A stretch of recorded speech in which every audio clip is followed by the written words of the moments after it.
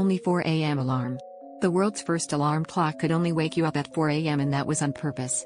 Levi Hutchins built his invention in 1787, not for public use, but just to keep himself on schedule for his early morning job. Forget about snooze buttons or customizable settings.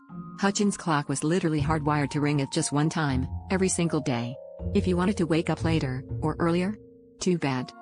This wasn't a quirky accident.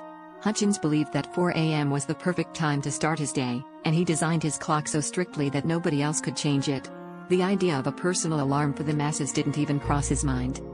It took decades before inventors thought, hey, maybe everyone wants to choose their own wake-up time. Until then, if you wanted an alarm clock, you had to live by Levi's rules.